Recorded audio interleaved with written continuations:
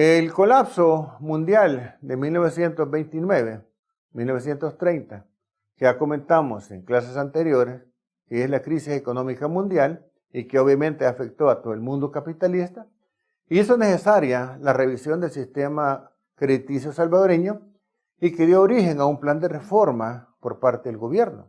Fue la razón principal de la creación del Banco Central. ¿Por qué, verdad? Porque existía, dijéramos, bancos privados que cada quien emitía, obviamente con autorización del Ministerio de Hacienda y el Ministerio de Fomento, pero llegó un momento en que se vuelve necesario ordenar la casa. Se le da vida al Banco Central. Ya los hechos de 1929-30 presionan y justifican esa acción de poder contar con una institución que realmente sea la responsable de la política monetaria del país. Asimismo, la creación del banco tenía la finalidad de organizar y más sólidamente la economía pública y privada, mediante la estabilización de la moneda y la regulación del crédito. ¿Por qué, verdad? Porque eso hace entonces de que esa cantidad de masa monetaria que la economía requiere para funcionar debe ser controlada. Y recordemos, como lo vimos en las clases anteriores, que los bancos pueden crear dinero bancario. Mirábamos en el caso de cuando analizábamos la ecuación del dinero bancario, que era igual a el inverso del encaje legal multiplicado por el monto de los depósitos, y si asumíamos un encaje legal del 20%, eso significa de que por cada dólar que los ciudadanos depositan en el sistema privado, los bancos privados tienen la capacidad de poder generar $5 más. Entonces, eso, dijéramos, puede llegar a un momento dado a inundar la economía de dinero y obviamente generar inflación. Entonces, el Banco Central, previendo esas situaciones que ya habían sido, dijéramos, identificadas en la crisis del año 30, es que logra centralizar las operaciones del sistema monetario financiero en el Banco Central de Reserva para poder incidir y poder controlar esa masa que se requiere para funcionar adecuadamente.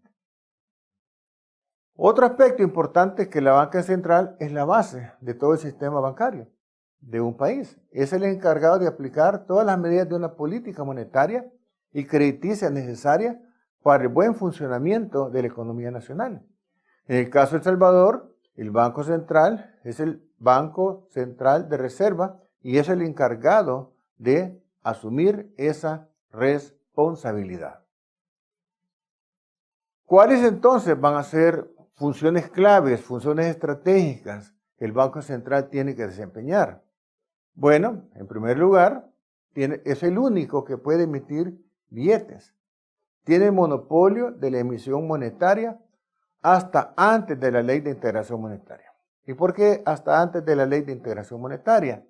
Porque en la actualidad, a partir de la Ley de Integración Monetaria, se permitió que el dólar circulara en nuestra economía. Deberían de circular las dos monedas, deberíamos de ser una economía bimonetaria. Sin embargo, la práctica nos señala de que el dólar es el que circula en nuestra economía. Y el dólar obviamente no es una moneda propia de nuestro país. Por lo tanto, el Banco Central de Reserva no puede emitir dólares, los tiene que comprar.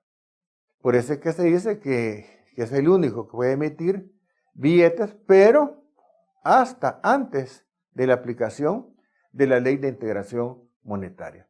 Sin embargo, esa función para cualquier otro banco central en cualquier otro país, pues es una función exclusiva para ellos. ¿Para qué? Para poder controlar, dijéramos, la cantidad de dinero que circula en la economía y poder mantener equilibrado el mercado monetario. Otra función que el Banco Central tiene es que regula el dinero circulante. Vamos a ver más adelante que esa regulación le hace a través de operaciones de mercado abierto. También combate la inflación, porque es importante mantenerla en valores, dijéramos, manejables, pues que no podemos decir que se pueda, dijéramos, eliminar, siempre está presente en una cuantía mínima, pero ese es el objetivo, lograr combatir la inflación, porque la inflación deteriora la capacidad real de los salarios, porque la capacidad real de los salarios va a ser igual al salario nominal entre los precios. El salario nominal es una variable constante y los precios tienden a aumentar. Entonces, al dividir algo constante entre algo que está aumentando, pues obviamente que la capacidad real de compra se va a ver disminuida. Entonces, es importante controlar la inflación. También administra la deuda pública, es decir, que los compromisos que el país adquiere con los organismos financieros internacionales, pues obviamente generan la deuda y esa es administrada en gran parte por el Banco Central de Reserva. También es el encargado de emitir las tasas de interés para los bancos que operan en el país. Y esto para poder mantener, dijéramos, un equilibrio en el mercado monetario a través de la interacción de la oferta y demanda de dinero.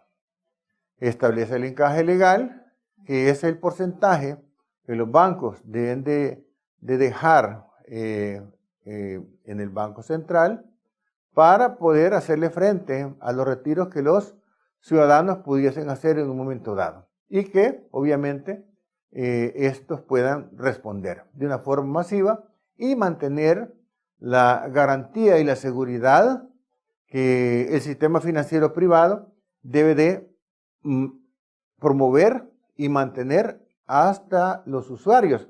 Porque si en un momento dado alguien llega a retirar su dinero y el banco le dice, mire, elegantemente, ¿verdad? No hay sistema, entonces venga mañana, entonces las personas van a empezar a perder la credibilidad en el sistema y van a retirar su dinero y lo van a preferir tenerlo en su casa.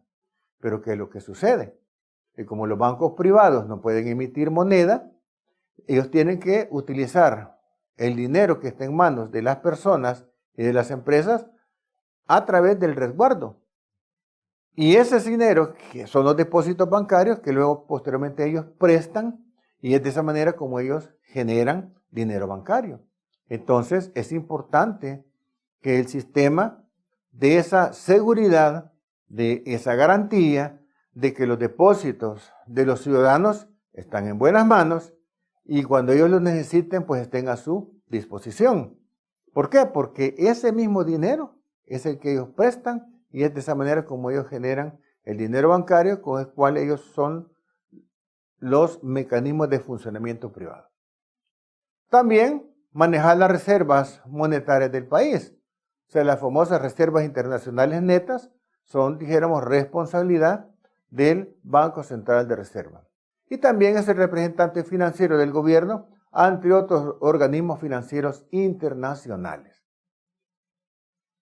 Entonces, el Banco Central de Reserva es la entidad bancaria central de El Salvador, cuyas principales funciones son regir la política económica de la nación, procurar la necesaria estabilidad monetaria y fomentar el desarrollo de un adecuado sistema financiero. Eso es fundamental para poder crecer de una forma sostenible. Su administración depende de una junta directiva integrada por un presidente, un vicepresidente, 3 ministros de Estado y 3 miembros elegidos por instituciones bancarias, el sector agropecuario y acciones industriales. Todo esto conforman el gobierno del Banco Central de Reserva. Ahora bien, ¿qué mecanismos de control tiene el Banco Central en cuanto a la emisión de dinero? Bueno, en primer lugar, maneja lo que se llama el encaje legal. Las entidades intermediarias financieras, como son los bancos múltiples, asociaciones de ahorro, de préstamo y bancos de desarrollo, bancos de ahorro y crédito, tienen la obligación de mantener en el Banco Central o cualquier lugar que determine la Junta Monetaria, pero en el caso nuestro, el Banco Central, un porcentaje específico de la cantidad de depósitos captados mediante cualquier modalidad. Por las razones que ya explicamos, ¿verdad? Para poder garantizar la disponibilidad de los recursos a los usuarios. Esa reserva se conoce entonces como encaje legal y se explica sobre depósitos en moneda nacional y extranjera. Esa es la aplicación del encaje legal, un porcentaje sobre los montos depositados tanto en moneda nacional como en moneda extranjera. Además de ser respaldo para el sostenimiento del sector, es decir, la solvencia de los bancos, el encaje legal es un instrumento monetario para restringir o expandir el circulante. De esa manera también se puede retirar dinero de circulación de la economía, que obviamente va a incidir en, dijéramos, una baja en la tasa de interés. Si hubiese, dijéramos, escasez de dinero, pues obviamente hay mecanismos para poder liberarlo y que éste entre al mercado monetario y obviamente pues estabilice las tasas de interés. Si se reduce el porcentaje del encaje legal, la oferta monetaria aumenta y se incrementa entonces la oferta de dinero se reduce. Esa condición convierte el encaje legal en un instrumento ideal para la aplicación de políticas monetarias en determinadas circunstancias. Es decir, que en un momento dado el Banco Central tiene que estar interviniendo para poder garantizar la estabilidad monetaria. Algunas veces se utilizan conceptos como la fluctuación limpia, la fluctuación sucia, tipo de cambio flexible, tipo de cambio fijo. Y esos son mecanismos que el Banco Central tiene para poder intervenir y poder mantener estable el sistema financiero y incidir en un crecimiento económico sólido, robusto y sostenible. Otro mecanismo que el Banco Central tiene para poder controlar la masa monetaria son las tasas de redescuento. Y estas son aquellas tasas de interés con las que los bancos y particulares pueden obtener fondos en préstamos por parte del Banco Central de Reserva, siempre y cuando dicho interés se pague al obtener el préstamo. Y esto hace porque muchas veces los bancos privados quedan desencajados. Entonces necesitan tener recursos para poder cumplir con los requerimientos establecidos por el banco. Entonces prestan al Banco Central y eso, dijéramos, tiene un costo. Y ese costo se llama tasa de redescuento. Sin embargo, es importante porque eso mantiene, dijéramos, sanidad en el sistema financiero. Finalmente, un tercer mecanismo de control que el Banco Central tiene son las operaciones de mercado abierto.